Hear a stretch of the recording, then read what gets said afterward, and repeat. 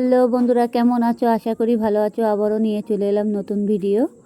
ভালো লাগলে like comment করবেন, আর সব বন্ধুদের কাছে ভিডিওটা পুরোপুরি শেয়ার করে দেবেন। পুরোপুরি ভিডিওটা দেখবেন, টেনে টেনে দেখবেন না।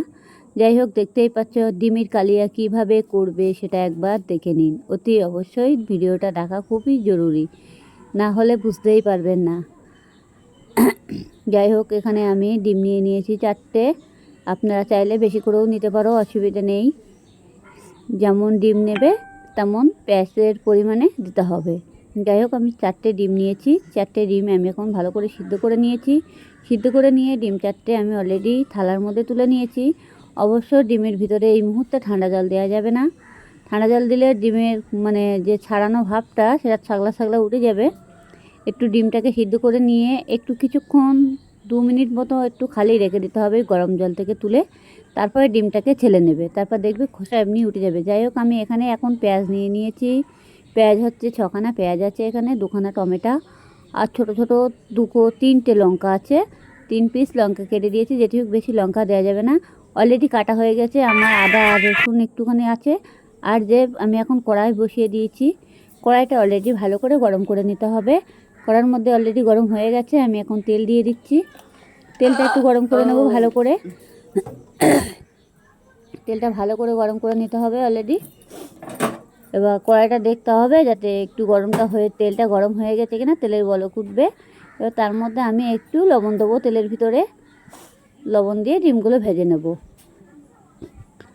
এবার আমি লবণটা তেলের ভিতরে অল্প করে ছেড়ে দিয়েছি। অল্প করে, যেমন ডিমে লবণটা দেবে তেমন পরিমাণে এই যে দিয়ে দিয়েছি। বেশ, না হলে ডিমটা অনেক সময় ফোটে তো ফটাস ফটাস করে, এর জন্য তেলটা যদি গায়ে না লাগে সেই কারণে। এবার দেখো, আমি কড়াইয়ের ভিতরে ডিম দিয়ে দিয়েছি।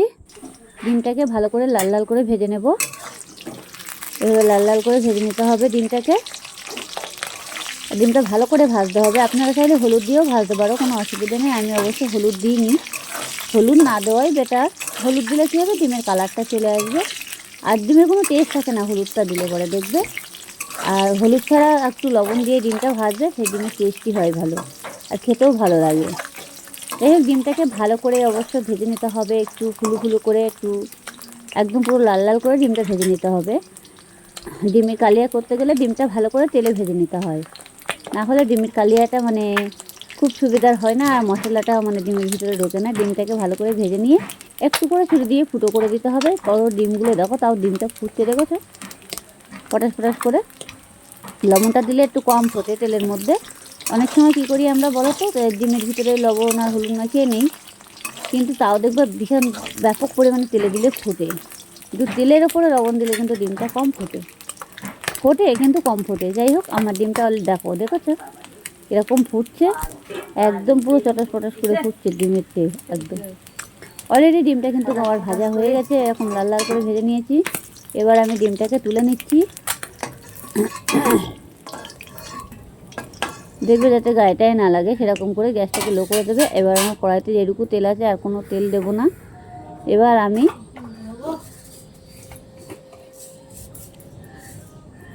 এবার একটু ফোড়ন দিয়ে দিলাম, গোটা জিরে ফোড়ন, গোটা জিরে দিয়েছি। এবার দেব আদা আর রসুন কুচি, আমি ঘষে রেখে দিয়েছিলাম। আপনারা চাইলে মিক্সারে বাটায় বেটে নিতে পারো, অসুবিধে নেই।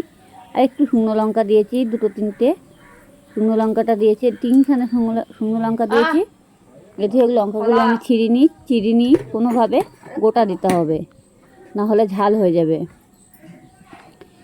এবার এটা ভালো করে ভেজে নিলাম, নিয়ে এবার যে আদা কুচি আর 2-3টে রসুন কুচি, সেটা আমি দিয়ে দিয়েছি তেলের মধ্যে। এটাকে ভালো করে ভেজে নিতে হবে। এটাকে দিয়ে দিলাম, তো ভালো করে নাড়তে হবে। এবার আদাটা রসুনটা ভালো করে ভেজে নিতে হবে, যাতে কাঁচা গন্ধ ভাবটা যাতে না থাকে, সেরকমভাবে ভেজে নিতে হবে লাল লাল করে। পুরোপুরি ভিডিওটা দেখবে, তাহলে বুঝতে পারবে, নাহলে টেনে টেনে দেখলে কিন্তু বুঝতে পারবে না। ডিমের কালিয়া কিভাবে করতে হয় অতি অবশ্যই দেখা খুবই জরুরি। এবার আমার এটা মশলাটা অনেকটা ভাজা হয়ে গেছে, লাল হয়ে গেছে, দেখতেই পাচ্ছ। এবার আমার যে পেঁয়াজটা কাটা ছিল আর টমেটোটা আমি দিয়ে দিলাম। পেঁয়াজ আর টমেটোটা দিয়ে দিয়েছি, দিয়ে এটাকে ভালো করে আমি এখন ভেজে নেব। পুরো লাল লাল করে ভেজে নিতে হবে একটু। এটা তেল দেওয়া যাবে না, আর বেশি তেল দিলে এমনি গ্যাস হয়ে যাবে অতিরিক্ত। আর এমনি দেখবে সবসময় মাঝে মধ্যে একবার ডিমের কালিয়া তৈরি করে, পেঁয়াজটা ঠান্ডা তো খাওয়া ভালো। ওকে ডিমটা অবশ্য গরম, কিন্তু পেঁয়াজ ঠান্ডা, শরীরের পক্ষে গরমের সময় ভীষণ উপকারী ডিমের কালিয়া করে খাওয়াটা। যাই হোক, আমি এখন লবণ দিয়ে দিচ্ছি নিয়ম মতো। এই লবণটা দিয়ে দিলাম।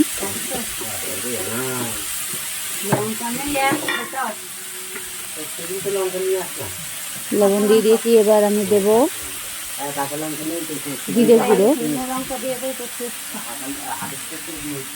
জিরে গুঁড়ো দিয়ে দিলাম।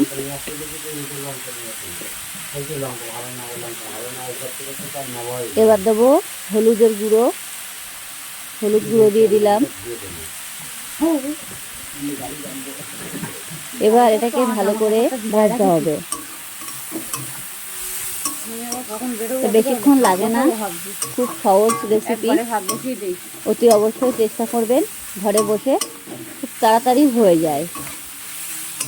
এতে কোনো দেরি হয় না, কিছু না, জাস্ট পেঁয়াজটুকু ভাজার যেটুকু টাইম। আর ডিমটা, এটা আমার দেখতেই পাচ্ছ ভাজাটা একদম কত সুন্দরভাবে হয়ে গেছে।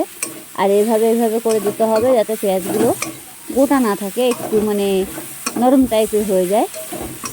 আর টমেটোর সাথে এমনিও পেঁয়াজ নরম হয়ে যাবে। এভাবে করে দিতে হবে, নাড়াচাড়া করে।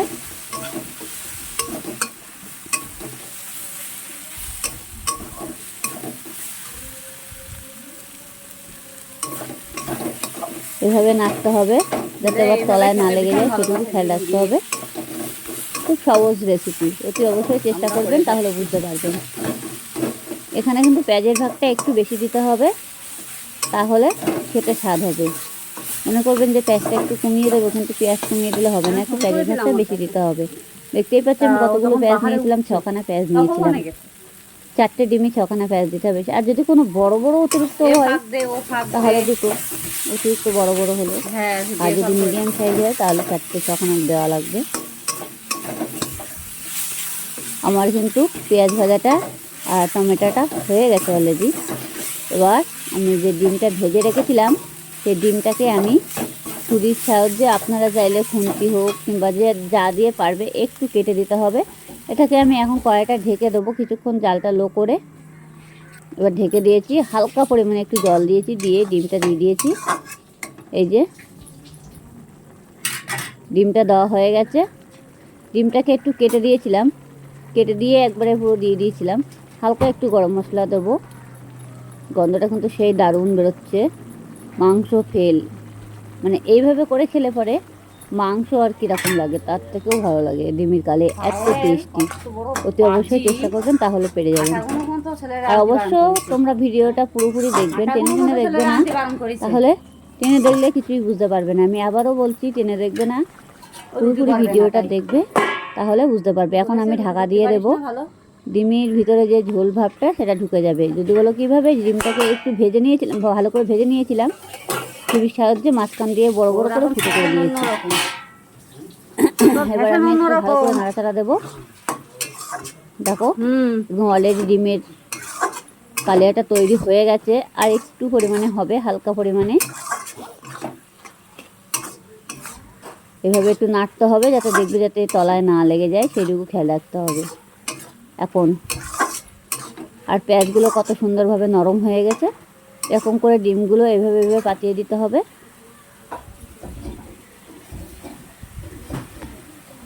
এই যে পাতিয়ে দিতে হবে, মানে ডিমগুলোকে বসিয়ে চারি সাইডে পেঁয়াজগুলো তুলে দিতে হবে ডিমের ওপরে। একটু ভালো করে নাড়তে হবে এখন।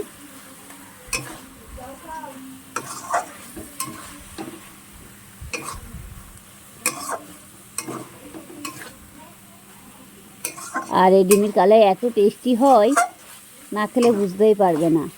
অল্প একটু দিয়েই খাওয়া হয়ে যায়। আর ডিমের কালিয়া করেই খাওয়া ভালো, একটু পেঁয়াজটা বেশি পড়ে, শরীরটা অনেক সময় ঠান্ডা থাকে। পেঁয়াজে এমনি শরীর ঠান্ডা থাকে সবসময়ের জন্য, ডিমের কালিয়াটা করলে মাঝে মধ্যে একবার করে খাওয়া দরকার।